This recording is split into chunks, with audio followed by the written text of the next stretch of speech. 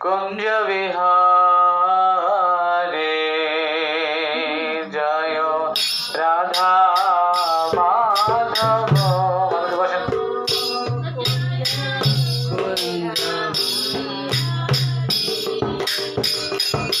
जय गोपी जना वल्लभ गिरिवर धारे।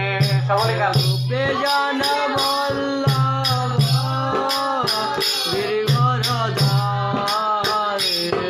जय गोपी जना वल्लभ गिरिवर धारे। गोपी जना वल्लभ गिरिवर धारे। जय यशोदानंदन ब्रज जन रंजना। यशोदानंदन ब्रज जन रंजना। यशोदानंदन ब्रज जन रंजना। यशोदानंदन ब्रज जन रंजना। यमुना तीरा वनचारे।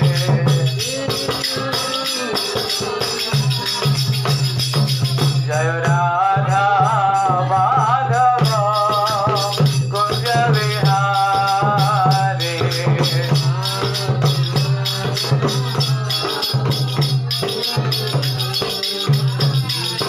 कृष्णा हरे कृष्णा कृष्ण कृष्णा हरे हरे।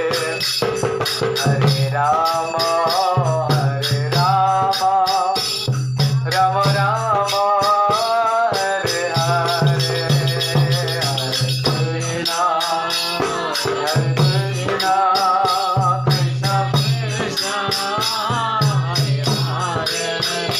हरे राम राम राम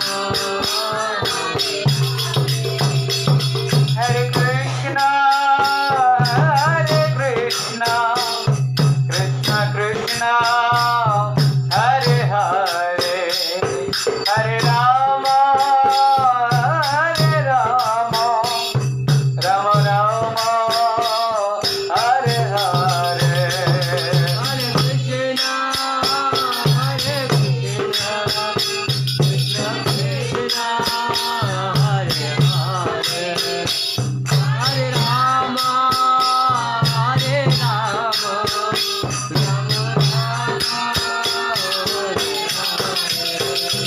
जय राधा माधव राधा माधव राधा माधव जय राधा माधव जय राधा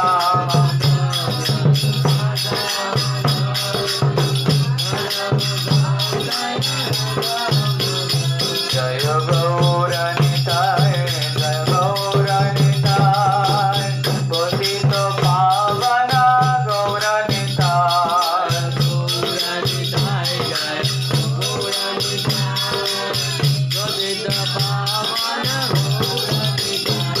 जय प्रभुपद जय प्रभुपद प्रभुपद जय प्रभुपद।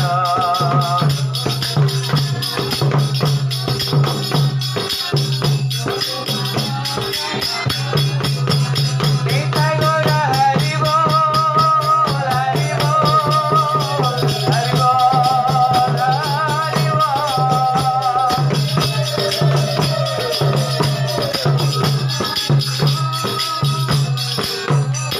हरि बोल। ओम अज्ञानतिमिरन्धस्य ज्ञानाञ्जनशलाकया चक्षुरुन्मीलितं येन तस्मै श्रीगुरुवे नमः। श्रीचैतन्यमनोभीष्टं स्वापितं येन भूतले स्वयं रूप कदा मह्यं ददाति स्वपदान्तिकं। वन्देऽहं श्रीगुरु श्रीयुतपदकमलं श्रीगुरुन् वैष्णवांश श्रीरूपं साग्रजातं सहगण रघुनाथं तं नितं सजीवम्। स्वाद्वैतं सावधूतं परिजनसहितं श्रीचैतन्यदेवं श्रीराधाकृष्णपदं श्री सहगण ललिता श्री विशाखान्वितांश्च नमं विष्णुपदाय कृष्णप्रेष्ठाय भूतले श्रीमते भक्ति वेदांत स्वामिनिति नामिने नमस्ते सरस्वती देवी गौरवाणी प्रचारिणे निर्विशेष शून्यवादी पश्चात्देशतारिणे नमो महावदन्नाय कृष्ण प्रेम प्रदायते कृष्णाय कृष्ण चैतन्य नम्ने गौरतेश्वे नमो नमः लीलाचल निवासाय नित्याय परमात्मने बलभद्रा सुभद्राभ्यां जगन्नाथाय ते नमो हे कृष्ण करुणा सिंधु दीनबंधु जगत्पते गोपेश गोपिका कांत राधा कांत नमस्तते तप्त कांचन गौरांगी राधे वृंदावनेश्वरी वृषभानुसुते देवी प्रणमामि हरि प्रिये जय श्री कृष्ण चैतन्य प्रभु नित्यानंद श्री अद्वैत गदाधर श्रीवासादि श्री गौर भक्त वृंद हरे कृष्ण कृष्ण कृष्ण हरे हरे हरे राम राम राम हरे हरे ओम नमो भगवते वासुदेवाय ओम नमो भगवते वासुदेवाय ओम नमो भगवते वासुदेवाय हरे कृष्ण।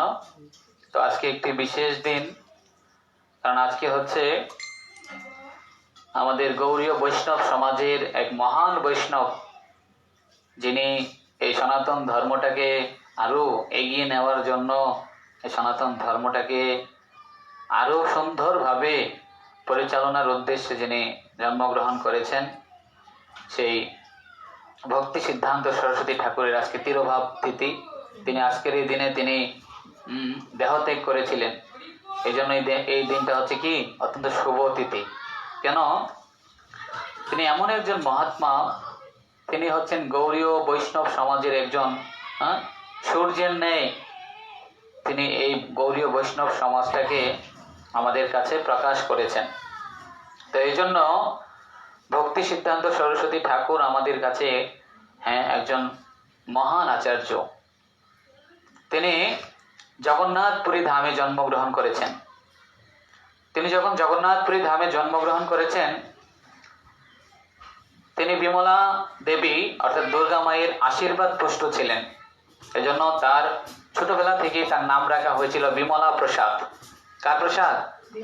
বিমলা মায়ের প্রসাদে তার অন্নপ্রাশন হয়েছিল, তো এই জন্য তার নাম রাখা হয় কি বিমলা প্রসাদ। আর একদিন রথযাত্রা, যখন পুরীতে রথযাত্রা হচ্ছিল, তো পুরীর রথ সেই ভক্তিবিনোদ ঠাকুর ছিলেন তার পিতা। ভক্তিবিনোদ ঠাকুর ছিলেন এই বিমলা প্রসাদের পিতা। আর তিনি ছিলেন আমাদের তৎকালীন ব্রিটিশরা যখন এই দেশ শাসন করছিল তখন দুইজন ম্যাজিস্ট্রেট ছিলেন। এর মধ্যে একজন ছিলেন ভক্তিবিনোদ ঠাকুর অর্থাৎ কেদারনাথ দত্ত, আর আরেকজন ছিল ওনার নাম বঙ্কিমচন্দ্র চট্টোপাধ্যায়। এই দুইজন ছিল কি ম্যাজিস্ট্রেট তখন। আর তিনি তখন জগন্নাথপুরীতে অবস্থান করছিলেন। আর জগন্নাথপুরীতে যখন অবস্থান করছিলেন ঠিক সেই সময়ই তার ছেলে বিমলা প্রসাদের জন্ম হয়। একদিন সেই জগন্নাথপুরী ধাম দিয়ে রথ যাচ্ছিল, হঠাৎ করে সেই বিমলা প্রসাদ অর্থাৎ ভক্তিবিনোদ ঠাকুরের বাড়ির কাছে এসে রথ থেমে গেছে, আর রথ যাচ্ছে না। রথ জোরে তারা টানতেছে, এত টানতেছে কিন্তু রথ সামনের দিকে আর আগে হচ্ছে না। তখন এই সুযোগে বিমলা প্রসাদের মা কি করলো, সে ছোট বিমলা প্রসাদকে, এখন ছোট ছিল তো, ছোট বিমলা প্রসাদকে নিয়ে জগন্নাথের চরণে গিয়ে রাখছে। আর যখন জগন্নাথের চরণে গিয়ে রাখেছে তখন জগন্নাথের যে মালাটা, এই মালাটা খুলে বিমলা প্রসাদের গলায় পড়ে গেছে। তখন সবাই বুঝতে পেরেছে উনি হচ্ছেন একজন, উনি সাধারণ কোনো মানুষ না, উনি নিশ্চয়ই ভগবানের একজন মহান ভক্ত। আর উনি যখন জন্মগ্রহণ করেছেন, যে নালী থাকে না একটা নালী, এই নালীটা পৈতার মতো পেঁচানো ছিল। কার মতো? পৈতার মতো। তাহলে সবাই বুঝেছে যখন পৈতার মতো পেঁচানো আছে তখন সবাই বুঝেছে এটা কোনো সাধারণ কোনো বালক নয়, নিশ্চয়ই ভগবানের একজন মহান ভক্ত এই পৃথিবীতে এসেছেন ভগবানের বাণী প্রচার করার উদ্দেশ্যে। কার বাণী প্রচার করার উদ্দেশ্যে আসছে? ভগবানের বাণী প্রচার করার উদ্দেশ্যে এই মহান ভক্তের আবির্ভাব হয়েছে। তো একদিন এই বিমলা প্রসাদ প্রভুর বিমলা প্রসাদ ওনার বাড়িতে কি করেছে, ভক্তিবিনোদ ঠাকুরের বাড়িতে একজন ভক্ত কিছু আম নিয়ে আসছে। কি নিয়ে আসছে? আম। তো যখন আম নিয়ে আসছে, আর এই আমগুলো যখন নিয়ে আসছে, এই বিমলা প্রসাদ কি করছে, ওই আমগুলো থেকে একটা আম খেয়ে ফেলছে। বলে একটা আম কি করে ফেলছে? খেয়ে ফেলছে। তখন তার বাবা বলছে, তুমি এই আমগুলো খেয়ে ফেলছো, এই আমগুলো তো এখনো ভগবানকে দেওয়া হয়নি। ভগবানকে দেওয়া হয়নি। ভগবানকে যে জিনিস না দিয়ে আমরা খাই, হ্যাঁ, আমরা কি করি তাহলে? পাপ করি, পাপ ভক্ষণ করি। আর আমরা যেটা খাই সেটা যদি ভগবানকে দিয়ে খাই, তাহলে ভগবান আমাদের প্রতি কি হয়? প্রসন্ন হয়। ভগবান বলছেন কি করো, তুমি যা খাও তা আমাকে কি করো? অর্পণ করে দে, হ্যাঁ, অর্পণ করে তারপরে খাও। তাহলে এটার মধ্যে কোনো পাপ থাকবে না। কি থাকবে না? পাপ থাকবে না। তখন বিমলা প্রসাদ প্রভু, বিমলা প্রসাদ, ছোট্ট বিমলা প্রসাদ কিছু বোঝে না, তিনি আম খেয়ে ফেলছেন। বলে ভগবানকে না দিয়ে আম খেয়ে ফেলছেন। আর সেদিন থেকে তিনি প্রতিজ্ঞা গ্রহণ করেছে, আমি জীবনে আর কখনো আম খাবো না। কি খাবো না? তিনি এই ছোট বালক প্রতিজ্ঞা করেছে, আমি যেহেতু ভগবানকে না দিয়ে সে আমটা খেয়ে ফেলছি, আমার জীবনে আমি আর কখনো কি খাবো না? আম খাবো না। সে আর কখনো আম খায়নি। তার যখন 7 বছর বয়স, তিনি কি করেছে, সম্পূর্ণ গীতা তিনি মুখস্থ করে ফেলছেন। সম্পূর্ণ গীতার 700 শ্লোক তার মুখস্থ ছিল। বুঝতে পারছেন? 7 বছর বয়সে 700 শ্লোক তিনি মুখস্থ করে ফেলছেন। আর তিনি অদ্বৈত মঠে তিনি গিয়ে কি করতেন, অনেকদিন অদ্বৈত মঠে গিয়ে তিনি ছিলেন। আর সেখানে তিনি কি করেছেন, প্রকৃত সিদ্ধান্ত দিয়ে অদ্বৈতবাদ, হ্যাঁ, অদ্বৈতবাদ খণ্ডন করেছেন। তিনি ওইখানে থেকে তাদের যে অদ্বৈতবাদ, সেই যে বাদ, সেই মতবাদ তিনি খণ্ডন করেছেন তার যুক্তির মাধ্যমে। ঠিক একইভাবে তিনি মায়াবাদও খণ্ডন করেছেন। তিনি অদ্বৈতবাদ এবং মায়াবাদ খণ্ডন করে তিনি ভক্তির শিক্ষা দিতেন। একদিন তিনি স্কুলে যেতেন না। কোথায় থাকতেন? বেশিরভাগ তিনি লাইব্রেরিতে থাকতেন। একদিন তার টিচার বলতেছে, তুমি স্কুলে যাচ্ছ না, বলো তো দেখি এই পড়াটা পারো কিনা। তিনি গড় ভরে সব বলে দিচ্ছে।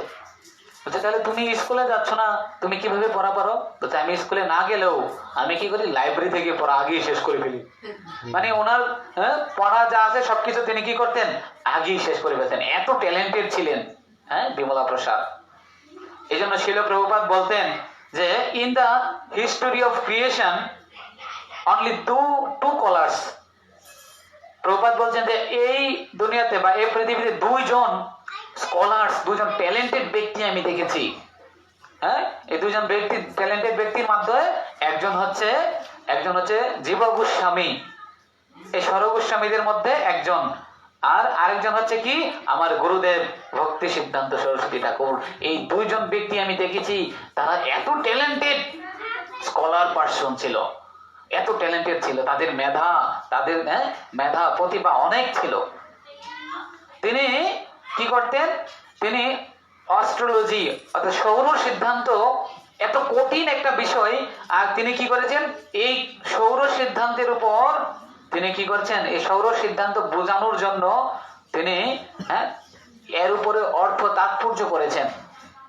এজন্য এই সৌর সিদ্ধান্ত এত কঠিন একটা জিনিস, এই সিদ্ধান্তের উপর তিনি কি করেছেন, তিনি এটার উপরে টিকা লিখেছেন, তাৎপর্য লিখেছেন, অর্থ করেছেন। এজন্য ওনাকে ছোটবেলা থেকে একটা উপাধি দিয়েছিল। এই উপাধির নাম কি? এই উপাধির নাম হচ্ছিল সরস্বতী। তার উপাধিটা তিনি দীক্ষার আগে তিনি এই উপাধি লাভ করেছিল, সরস্বতী হচ্ছে উপাধি। তো একবার কি করেছে, ভক্তিবিনোদ ঠাকুরের গুরুদেব বিপিন বিহারী এই ভক্তিবিনোদ ঠাকুরের ঘরে আসছে। আর যখন আসছে তখন ভক্তিবিনোদ ঠাকুর বিপিন বিহারীকে প্রণাম করেছেন। আর যখন প্রণাম করেছে, বিপিন বিহারী কি করছে, ভক্তিবিনোদ ঠাকুরের মাথার উপরে তার পাটা রেখেছে। তখন ভক্তি সিদ্ধান্ত সরস্বতী ঠাকুর, তিনি ছোট ছিল, বিমলা প্রসাদ, তিনি গেছেন, গিয়ে বলছেন, আপনি জানেন কার উপরে মাথা রেখেছেন? আপনি জানেন সে কে? তিনি হচ্ছেন ভগবানের নিত্য পার্ষদ, তিনি কমল মঞ্জুরি। আর তুমি আপনি ওনার উপরে পা রেখেছেন। তখন বিপিন বিহারী বুঝতে পারলো, এই যে বিমলা প্রসাদ এত ছোট ছেলে, উনি কোনো সাধারণ ছেলে নয়, নিশ্চয়ই উনি একজন মহাত্মা। তো তিনি এইভাবে তিনি সকলকে কৃষ্ণ ভাবনায় ভাবিত করতেন, সহজিয়ারা তাকে খুব ভয় পাইতো। যারা সহজিয়া টাইপের লোক ছিল তারা ভক্তি সিদ্ধান্ত সরস্বতী ঠাকুরকে অনেক ভয় পেত। কিছু কিছু সহজিয়া ব্যক্তিরা কি করতেন, বিভিন্ন রকম গান গাইতেন। কি গান গাইতেন? রাধা, রাধা নে মারে মিসকল, কানাইয়া বলে হেলো হেলো। এভাবে তারা কি করে, রাধা নে মারে মিসকল, কানাইয়া বলে হেলো হেলো, এভাবে তারা গান গায়। রাধা কৃষ্ণকে নিয়ে তারা গান বানায়, কিন্তু তাদের এই গান সহজিয়া টাইপের ছিল। তো একদিন একটা লোক ছিল সকালবেলা ঘুম থেকে উঠে স্নান টান না করে ঘুমায় ঘুমায় ভগবানের রুমে গেছে। আর ভগবানের রুমে গিয়ে কি করতেছে, গিয়ে বলতেছে, রাধে জাগো, রাধে রাধে জাগো, রাধে জাগো। আর এমন টাইমে ভক্তি সিদ্ধান্ত সরস্বতী ঠাকুর গিয়ে পিছনের দিকে গেছে। পিছনে গিয়ে বলতেছে, আগে তো তুমি জাগো, আগে তুমি জাগো, তারপরে রাধারানীকে জাগাও। তুমি ঘুমাই রইছো, রাধারানীকে জাগাই লাভ আছে? তুমি আগে জাগো। তো এইভাবে তিনি যখনই কোনো দেখতেন যে যেখানে অপকর্ম হচ্ছে, যেখানে ভগবানের সেবা হচ্ছে না, যেখানে সহজিয়া মতবাদ সেখানে সৃষ্টি হচ্ছে, সেখানেই ভক্তি সিদ্ধান্ত সরস্বতী ঠাকুর ঝাঁপিয়ে পড়তেন। তিনি রামকৃষ্ণ পরমহংসদেব তারপরে তিনি কি করতেন, ভক্তি বিনোদ ঠাকুরকে শ্রদ্ধা করতেন, কিন্তু ভক্তি সিদ্ধান্ত সরস্বতী ঠাকুরকে তিনি ভয় পাইতেন। কেন ভয় পাইতেন? কারণ যখনই ভক্তি সিদ্ধান্ত সরস্বতী ঠাকুর যাইতেন, তখন রামকৃষ্ণ পরমহংসদেব বলতেন, রাধারানী গৌরনীতায় চলে আসছে, গৌরনীতায় চলে আসছে। যদিও ভক্তি বিনোদ ঠাকুরকে শ্রদ্ধা করতেন, কিন্তু ভক্তি সিদ্ধান্ত সরস্বতী ঠাকুরকে ভয় পাইতেন। তিনি বলতেন, এই যে ছোট মরিচ, যদিও ছোট মরিচ কিন্তু ঝাল বেশি। ভক্তি সিদ্ধান্ত সরস্বতী যদিও দেখতে ছোট ছিল, কিন্তু উনি অনেক শাস্ত্রে নিপুণ ছিলেন, অনেক শাস্ত্র বিশারদ ছিলেন। এই জন্য তিনি অনেকবার, আমরা জানি যে ঈশ্বরচন্দ্র বিদ্যাসাগরকে কি করতেন, অনেকবার তিনি রিকোয়েস্ট করেছেন। কি রিকোয়েস্ট করেছেন? যাতে তিনি ভগবান সম্বন্ধিত কিছু লেখেন। ভগবান সম্বন্ধিত কিছু, তুমি এখানে বসো, মানে এখানে বসো, ভগবান সম্পর্কে কিছু লিখো। তখন তিনি একবার লিখেছেন, কি লিখেছেন, নিরাকার তোমার চরম দেখি। ভগবানকে নিরাকার বানিয়ে দিয়েছেন। যখন ভক্তি সিদ্ধান্ত সরস্বতী ঠাকুর বলছে, তুমি যদিও ভগবান সম্বন্ধে লিখেছো, কিন্তু সেটা কি, সেটা যথার্থ লেখা না। ভগবান সম্পূর্ণ কি সাকার, তুমি তো এখানে নিরাকার লিখেছো। ভগবান কি নিরাকার হতে পারে? নিরাকার হতে পারে না, ভগবান হচ্ছে সাকার। তখন ভক্তি সিদ্ধান্ত সরস্বতী ঠাকুরকে ঈশ্বরচন্দ্র বিদ্যাসাগর বলছে, আমার দ্বারা এই ভগবান সম্বন্ধিত কিছু লিখতে পারবো না আমি, কারণ আমার ভগবানের কৃপা লেশ হইয়াছে যারে, সেই ঈশ্বর তত্ত্ব বুঝিবারে পারে। ভগবানের কৃপা লেশ, ভগবানের কৃপা যার উপরে বর্ষিত হয়েছে, সেই ভগবান সম্বন্ধিত জ্ঞান বলতে পারবে, সেই ভগবান সম্বন্ধে জানে। কিন্তু ভগবানের কৃপা যার উপরে হয়নি, সে ভগবান সম্বন্ধে জানতে পারে না। এই জন্য ভক্তি সিদ্ধান্ত সরস্বতী ঠাকুর ভগবানের এমন একজন মহাত্মা ছিলেন, তিনি ভগবান সম্বন্ধিত সমস্ত জ্ঞান তিনি সমস্ত জ্ঞান সম্পর্কে তিনি অবগত ছিলেন। এই জন্য শিল প্রভুপাদ বলেছেন, মাই গুরু মহারাজ ইজ প্রিচিং ওয়াজ চ্যাপলিং টেকনিক। আমার গুরু মহারাজ এমন একজন ব্যক্তি, তার মতো ব্যক্তিত্ব পৃথিবীতে নাই। এমন ভাবে তিনি তার গুরু মহারাজকে তিনি কি করেছেন, হাইলাইট করেছেন।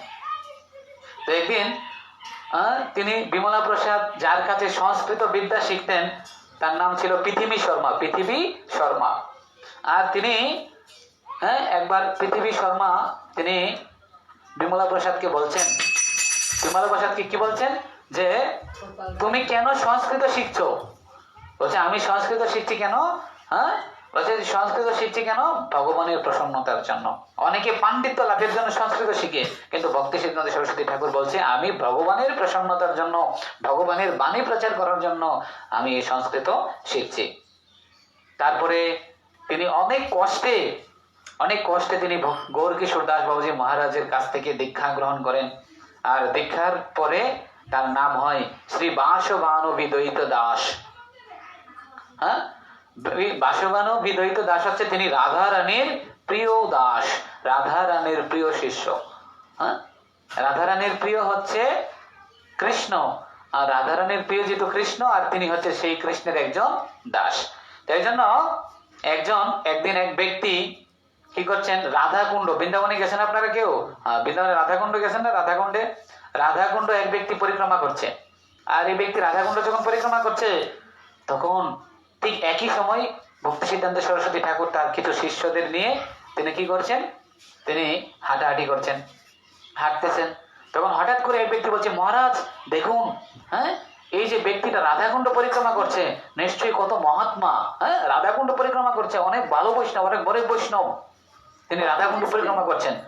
তখন ভক্তি সিদ্ধান্ত সরস্বতী ঠাকুর বলছেন, হ্যাঁ যদিও তিনি রাধাকুণ্ড পরিক্রমা করছেন, তার মধ্যে আর আমাদের মধ্যে পার্থক্য আছে। কি পার্থক্য? তিনি রাধাকুণ্ড কেন পরিক্রমা করছেন? কারণ রাধা রানীর প্রিয় হচ্ছে কৃষ্ণ।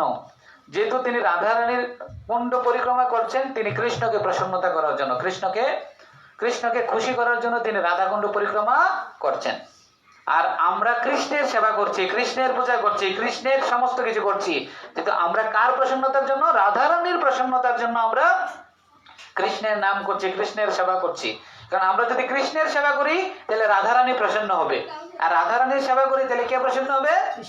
কৃষ্ণ প্রসন্ন হবে। তাহলে ও হচ্ছে যে রাধাকুণ্ড পরিক্রমা করছে, সে হচ্ছে কৃষ্ণের দলের লোক, আর আমরা যেহেতু কৃষ্ণের পূজা করছি, রাধা রানীর প্রসন্নতা বিধানের জন্য কাজ করছি, আমরা হচ্ছে রাধা রানীর টিমের লোক। তাহলে যারা গৌরীয় সমাজে অধিভুক্ত, গৌরীয়রা রাধা রানীর ভক্ত। কার ভক্ত? রাধা রানীর ভক্ত। তো একদিন কি হয়েছিল, তো উনি কি করতেন, 10 বছর, কয় বছর? এই ভক্তি সিদ্ধান্ত সরস্বতী ঠাকুর 10 বছর একটা গুহার মধ্যে তিনি তপস্যা করেছেন। প্রতিদিন তিনি 192 মালা জপ করতেন। কয় মালা? 192 মালা জপ করতেন, ঠিক হরিদাস ঠাকুরের মতো তিনি 10 বছর টানা এভাবে তিনি জপ করেছেন। এবং কি করেছেন, তিনি এমন আহার করতেন, 2 হাত বেঁধে পিছনের দিকে বেগে মুখ দিয়ে যতটুকু খাওয়া যায় একবার তিনি তাই গ্রহণ করতেন। এত কম আহার করতেন। কম আহার করে তিনি 10 বছর টানা 192 মালা জপ করতেন। আমরা 16 মালা জপ করতেই 3-4 ঘন্টা লেগে যায় কিনা? আর উনি 192 মালা, চিন্তা করছেন, জপ করতেন। এইভাবে তিনি শক্তি সঞ্চয় করেছেন, এত শক্তি সঞ্চয় করেছেন, যার ফলে তিনি পরবর্তীতে তিনি কি করেছেন, সারা ভারতবর্ষ জুড়ে তিনি অনেক শিষ্য গঠন করেছেন এবং এই কৃষ্ণ ভক্তির শিক্ষা দিয়েছেন। তো একদিন কুঞ্জ বিহারী প্রভু তিনি কি করছেন, একজন প্রচারক খুঁজছিলেন।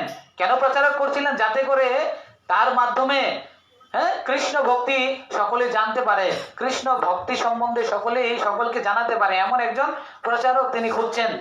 কুঞ্জ বিহারী খুঁজতে খুঁজতে তিনি ভক্তিবিনোদ ঠাকুরের কাছে গেছেন। আর ভক্তিবিনোদ ঠাকুর গিয়ে বলছে, আমি একজন প্রচারক চাই, যে কি করে, যে সমগ্র পৃথিবীকে কৃষ্ণ ভাবনায় ভাবিত করবে। তখন কি করেছে, এই ভক্তি সিদ্ধান্ত সরস্বতী ঠাকুর নিজেকে তৈরি করেছে। তো এইভাবে তিনি কুঞ্জ বিহারী প্রভু ঠিক এমন সময় একজন প্রচারক ভক্ত খুঁজতেছে। আর ভক্তিবিনোদ ঠাকুর বলছে, তুমি প্রচারক খুঁজতেছো, যাও নদীর তীরে গিয়ে দেখো এক ভক্ত রয়েছে, সে ভগবানের নাম জপ করছে, সে যাতে সেই একজন উৎকৃষ্ট প্রচারক, তুমি যাও তার কাছে গিয়ে তিনি হচ্ছে সেই প্রচারক, তুমি যাকে খুঁজছো। তখন এই কুঞ্জ বিহারী কি করেছে, কুঞ্জ বিহারী প্রভু যখন গিয়ে দেখে এমন সেই দিনই 10 বছর পূর্ণ হয়ে তিনি প্রচারের উদ্দেশ্যে তিনি ব্রতী হয়েছেন। এবং তিনি কি করেছেন, তিনি স্যাফরন ড্রেস পরেছেন, স্যাফরন সন্ন্যাসী ড্রেস। আর সেই সন্ন্যাসী ড্রেস পরে তিনি প্রচারের উদ্দেশ্যে অগ্রযাত্রা করেন। এই সন্ন্যাসী ড্রেস, যেটা স্যাফরন কাপড়, সেটা আগে ছিল না, সেটা ভক্তি সিদ্ধান্ত সরস্বতী ঠাকুর তিনি আবিষ্কার করেছেন। তার থেকে এই ড্রেস আমরা পাই, এর আগে ছিল না। সেই জন্য উনি এই ড্রেস করেন এবং পরবর্তীতে তিনি কি করেন, তিনি তার গুরুদেব গৌরকিশোর দাস বাবাজি মহারাজের চিত্রপট থেকে স্বপ্নে আদেশ পেয়ে তিনি কি করেন, স্বপ্নের মাধ্যমে তিনি সন্ন্যাস দীক্ষা নেন তার চিত্রপট থেকে। তারপরে তিনি দণ্ড নেন, এইভাবে তিনি সন্ন্যাসী হন। তো এই জন্য ভক্তি সিদ্ধান্ত সরস্বতী ঠাকুর খুবই একজন বলিষ্ঠ প্রচারক ছিলেন। তিনি সন্ন্যাস পাওয়ার আগে তিনি একদিন কি করেছেন, একটা বিতর্ক সভায় গিয়েছিলেন। যদিও সেই বিতর্ক সভাটা হচ্ছে, সেই বিতর্ক সভায় ভক্তিবিনোদ ঠাকুরের যাওয়ার কথা ছিল, কিন্তু ভক্তিবিনোদ ঠাকুর সেদিন অসুস্থ হয়ে গেছে, তিনি যাইতে পারেন নাই। তো ভক্তি সিদ্ধান্ত সরস্বতী ঠাকুরকে ভক্তিবিনোদ ঠাকুর পাঠিয়েছেন যে যাও, তুমি যাও, আমার বদল হয়ে তুমি যাও, তুমি গিয়ে সেই বিতর্ক সভায় আমার হয়ে তুমি তাদেরকে লড়ো। সেই বিতর্ক সভাটা কি ছিল? ব্রাহ্মণ বড় না বৈষ্ণব বড়? ব্রাহ্মণ বড় না কে বড়? ব্রাহ্মণ বড় না বৈষ্ণব বড়? তো এইভাবে তিনি এই বিতর্ক সভায় ব্রাহ্মণরা বলছে না না ব্রাহ্মণরা বড়, আর বৈষ্ণবরা বলছে না না বৈষ্ণবরা বড়। এই সবার মধ্যে বৈষ্ণবদের পক্ষ থেকে গেছেন ভক্তি সিদ্ধান্ত সরস্বতী ঠাকুর। আর সেখানে গিয়ে তিনি কি করলেন? তিনি ব্রাহ্মণদের এত গুণগান করেছে, হ্যাঁ, 2 দিন যাবত তিনি ব্রাহ্মণদের গুণগান করেছে। আর সবার শেষে বলছে এই সমস্ত ব্রাহ্মণদের মধ্যেও শ্রেষ্ঠ হচ্ছে কে? এই ব্রাহ্মণদের থেকেও শ্রেষ্ঠ হচ্ছে কে? বৈষ্ণব। কারণ ব্রাহ্মণদের 9 গুণ, ব্রাহ্মণদের কি, আর বৈষ্ণবের গুণ কয়টি? 26টি গুণ। তথাপিও বলছে বৈষ্ণবের হচ্ছে কি 1000 গুণ, কিন্তু এর মধ্যে 26টা গুণ হচ্ছে প্রধান। তাহলে ব্রাহ্মণদের থেকে বৈষ্ণব হচ্ছে কি শ্রেষ্ঠ। কারণ কি? বৈষ্ণব হচ্ছে ভগবানের সন্তান। বৈষ্ণব কে? ভগবানের সন্তান। এই জন্য তিনি এইভাবে তিনি প্রতিষ্ঠা করেছেন, সেখানে সকলের সামনে তিনি প্রমাণ করেছেন যে বৈষ্ণব হচ্ছে ব্রাহ্মণদের থেকেও শ্রেষ্ঠ। এবং বলছে ব্রাহ্মণ হচ্ছে, ব্রাহ্মণদের থেকে তো বৈষ্ণব শ্রেষ্ঠ। আবার বৈষ্ণব হচ্ছে 3 প্রকার। বৈষ্ণব কয় প্রকার? একটা হচ্ছে কনিষ্ঠ অধিকারী বৈষ্ণব, একজন হচ্ছে কি মধ্যম অধিকারী বৈষ্ণব, একজন হচ্ছে কি উত্তম অধিকারী বৈষ্ণব। তো এইভাবে তিনি বলছেন যে তার জীবনে একবারও কৃষ্ণ নাম নিয়েছে তিনিও বৈষ্ণব, তিনি হচ্ছে কনিষ্ঠ অধিকারী বৈষ্ণব। আর যে সবসময় নিরন্তর হরিনাম করে তিনি হচ্ছে মধ্যম অধিকারী বৈষ্ণব। আর যাকে দেখলে কৃষ্ণ নাম মুখে আসে তিনি হচ্ছেন উত্তম অধিকারী বৈষ্ণব।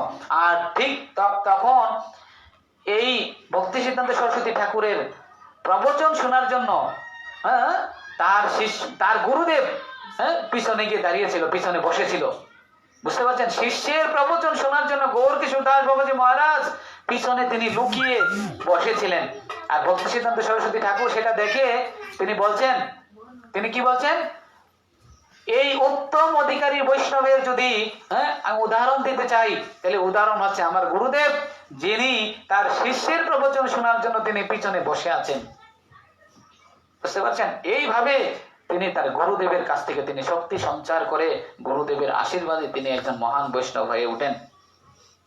আর এমনই একজন বৈষ্ণব হয়, পরবর্তীতে তিনি কি করেন? তার সাথে তারই একান্ত একজন শিষ্য অভয়চরণ অরবিন্দ ভক্তিবেদান্ত স্বামী শিল প্রভুপাদের সাথে তার দেখা হয়।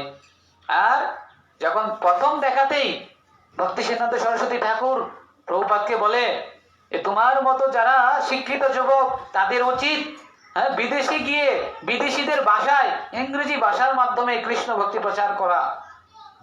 তো এইভাবে তিনি একজন উৎকৃষ্ট শিষ্য শিল প্রভুপাদকে চিনেছিলেন। আর প্রভুপাদের মাধ্যমে প্রভুপাদকে উপদেশ দিয়েছিলেন যে তুমি কি করো, তুমি এই কৃষ্ণ ভাবনাটাকে সারা পৃথিবী জুড়ে প্রচার করো। আর তারই আদেশ ক্রমে ভক্তি সিদ্ধান্ত সরস্বতী ঠাকুর তিনি 64টা গৌড়ীয় মঠ প্রতিষ্ঠা করেছেন।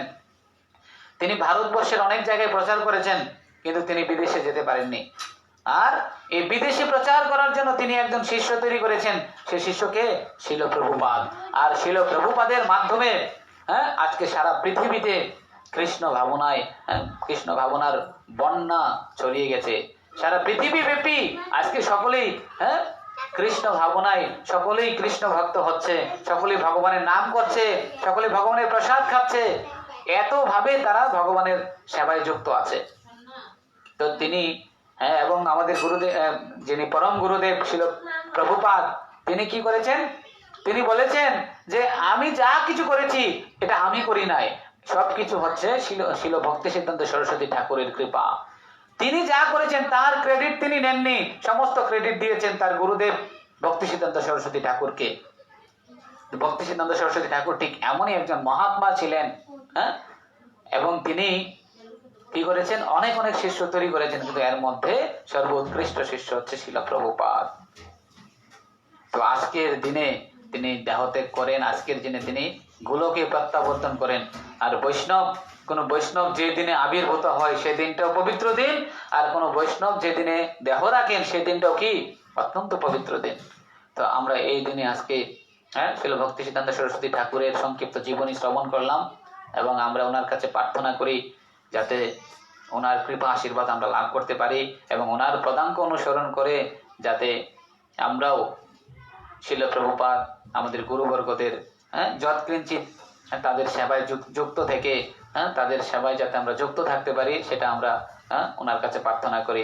জয় ভক্তি সিদ্ধান্ত সরস্বতী ঠাকুর কি, শিল প্রভুপাদ কি, গৌর প্রেমানন্দে হরি হরি বল। তো আজকের দিন আমরা, আপনারা খুব সৌভাগ্য যে আজকের এই দিনে আপনারা এই কাজ করতে পেরেছেন। আজকে গোপাল আপনাদের বাড়িতে যাবে, এটা খুবই সৌভাগ্যের দিন। আপনারা সুন্দরভাবে গোপালকে সেবা করুন। গোপালের, কারণ ভগবান আর ভগবানের বিগ্রহের মধ্যে কোনো পার্থক্য নেই। ভগবান বলছে আমি এই কলিযুগে 3 রূপে অবস্থান করছি। কয় রূপে? 3 রূপে। একটা হচ্ছে কি, ভগবান বলছে আমি বিগ্রহ রূপে আছি, আমি হরিনাম রূপে আছি, আর আমি ভাগবত রূপে আছি। তাহলে এই ভাগবত, বিগ্রহ আর হরিনাম এগুলোর মধ্যে পার্থক্য নাই। কৃষ্ণ যে কথা, বিগ্রহ একই কথা। তাই একদম ভগবানকে, ভগবানের গোপালকে একদম সত্যিকারের গোপাল রূপে ভাবতে হবে। তিনি স্বয়ং গোপাল, তাকে নিজের পুত্র রূপে ভাবতে হবে, তিনি নিজের নাতি রূপে ভাবতে হবে, তাহলে সেই গোপালের কৃপা লাভ করা যাবে। হরে কৃষ্ণ। জয় ভক্তি সিদ্ধান্ত সরস্বতী ঠাকুর কি, শিল প্রভুপাদ কি, নিতাই গৌর প্রেমানন্দে হরি হরি।